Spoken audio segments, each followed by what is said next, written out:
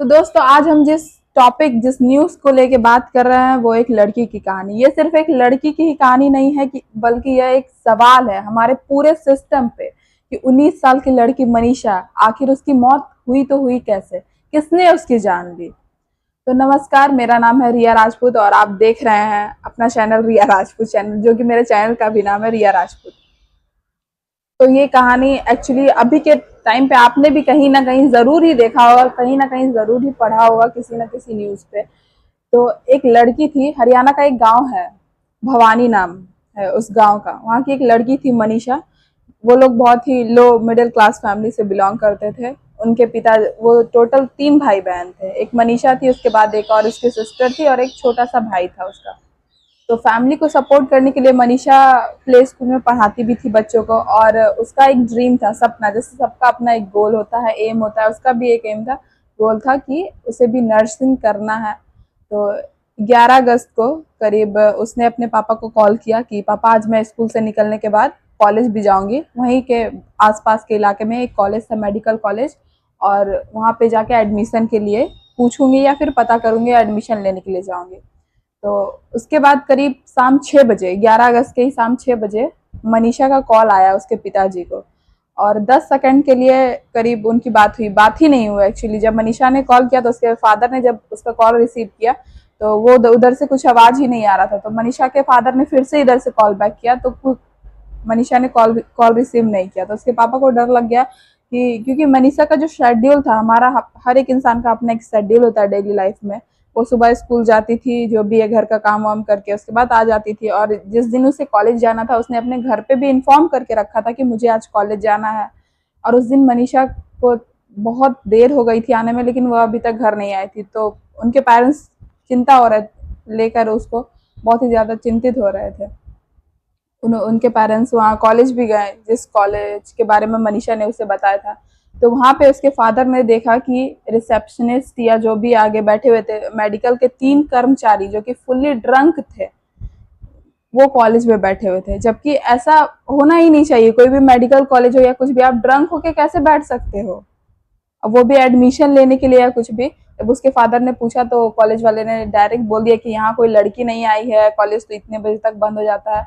उसके फादर को डाउट हुआ, उसके फादर ने तुरंत ही पुलिस स्टेशन में जाके एफआईआर दर्ज करवाया। तो जब गए पुलिस स्टेशन तो पुलिस वालों का कहना था कि हो सकता है आपकी बेटी किसी के साथ भाग गई हो या फिर कहीं चली गई हो, आ जाएगी, टेंशन मत लो।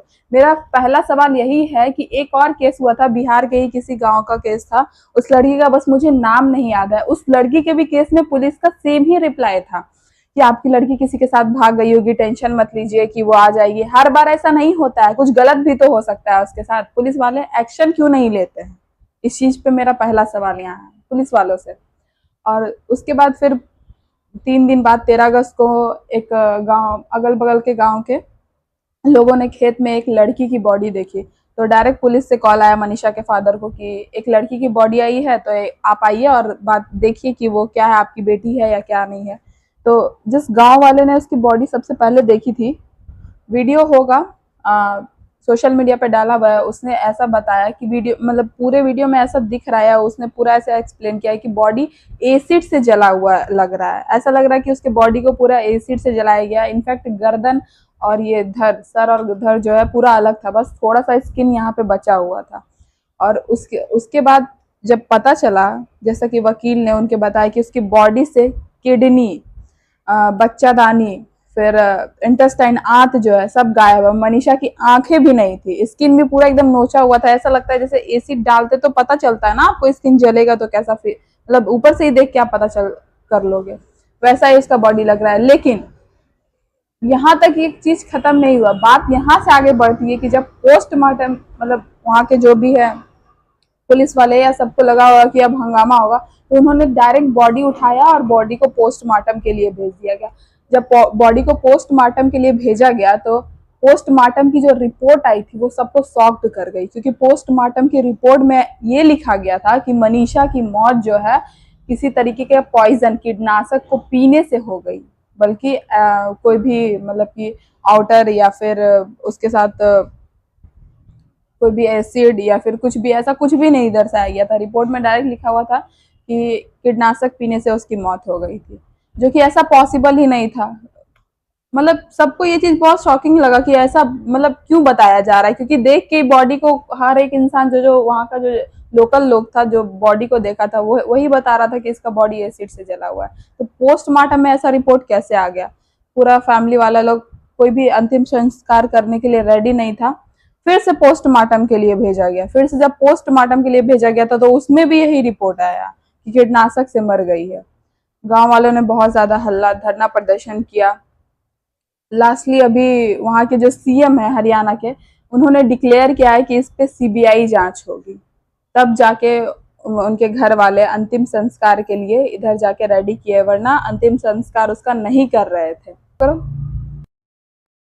और सीएम के डिक्लेरेशन के बाद मनीषा का अंतिम संस्कार यहाँ इधर हुआ है।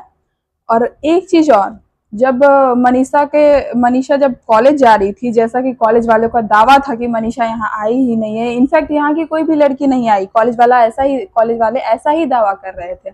तो जब उनसे सीसीटीवी फुटेज मांगा गया तो वो फुटेज देने के लिए भी रेडी नहीं है। उनका कहना था कि मनीषा नहीं आई है, बट वहाँ मतलब रास्ते के बगल में कोई कैमरा था, उसमें सीधा दिख रहा है कि मनीषा कॉलेज की ओर जा रही है करीब 2 बजे या दोपहर का समय में।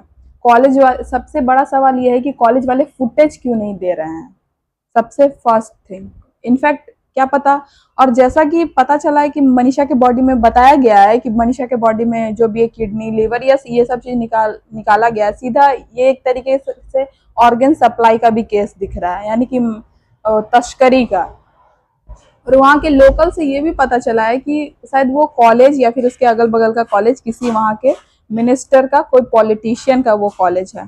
तो सबको इनडायरेक्टली मतलब बहुत लोग खुल के भी आगे आ रहे हैं अभी न्यूज में, ऐसा मैं डायरेक्ट नहीं बोलना चाहूंगी वरना फिर उनके समर्थन या जो भी है मेरे कमेंट में आके मुझे गाली देंगे। बट ऐसा वीडियो है, मैं वीडियो ढूंढ के आपको जरूर दिखाऊंगी। उनका कहना है कि अगर सबका डाउट उन पे जा रहा है तो उनको आगे आना चाहिए और उनको आगे आके खुद ही बोलना चाहिए कि उनको खुद ही सीबीआई मांग की जांच करनी चाहिए, ताकि सबको क्लैरिफाई हो जाए कि एक्चुअली में रीजन है क्या, उनके कॉलेज से तो कोई गलत चीजें नहीं हो रही है या फिर कुछ भी। तो ये सिर्फ ऐसा नहीं है कि आज हमें मनीषा के बारे में पता चला, वो उनकी फैमिली है उस तरह से एक्शन ली, तुरंत काम की, इस तरीके से जो भी हुआ तो हम लोग को पता चल रहा है। ये सिर्फ मनीषा ही नहीं है, इस तरीके से हजारों लोग गायब होते हैं, हजारों लोग का आता पता कुछ नहीं होता है।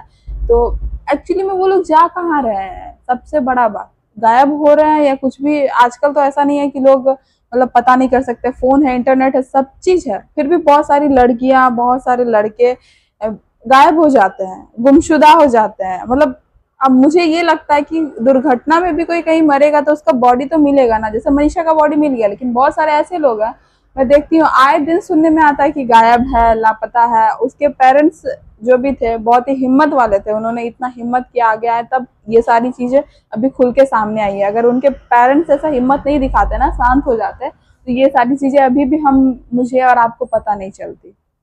और ऐसे केस पे या फिर ऐसी जो भी चीजें है, मैं यही बोलना चाहूंगी कि एट द एंड प्लीज आप लोग जो भी हो उनके फैमिली को सपोर्ट करो और खुल के आगे आओ, हर एक इंसान, हर एक यूट्यूबर, क्योंकि बहुत जरूरी है जांच होना कि पीछे चल क्या रहा है, क्या पता इसके पीछे कोई बहुत बड़ा हाथ हो, और भी बहुत सारी तस्करी और भी बहुत सारी चीज जो आज मनीषा के साथ हुआ है कल किसी और के भी साथ होगा। मे भी हमारे एक स्टेप से वो सारी चीजें रुक जाए, और जांच में आज नहीं तो कल क्लियर हो ही जाएगा। तो सीबीआई जांच की जो मांग है वो सिर्फ वहाँ के प्रदेश के लोगों की नहीं है, इनफैक्ट हर एक लड़की और हर एक इंसान का होना चाहिए। और मेरा भी यही मानना है कि सीबीआई जांच होना ही चाहिए, सच सामने आना ही चाहिए कि एक्चुअली हो क्या रहा है, क्या पता पीछे कोई बहुत ही बड़ा मतलब एक तरीके का जो भी है सप्लाई मार्केटिंग हो रहा है। और जहां तक कि पूरा मैटर क्लैरिफाई हो रहा है, इसमें किसी ना किसी बड़े लोगों का तो हाथ जरूर है। इस वजह से इस चीज को इतना ज्यादा प्रेस किया जा रहा है, इतना ज्यादा दबाया जा रहा है, डायरेक्ट ही रिपोर्ट में कुछ और दिखाया जा रहा है। और तो एक तरफ मनीषा की जिंदगी जो कि किताब और सपनों से भरी थी, और दूसरी तरफ वही खामोशी, यानी कि 19 साल की मनीषा एक्चुअली में गई कहाँ। तो ये जो इंसाफ का नारा और ये जो दुख भरे पल है, सिर्फ मनीषा के परिवार के लिए ही नहीं है बल्कि पूरे प्रदेश का दर्द है। और जो इंसाफ की मांग है वो सिर्फ सड़क पर नहीं बल्कि सड़क से सदन तक पहुंच चुकी है।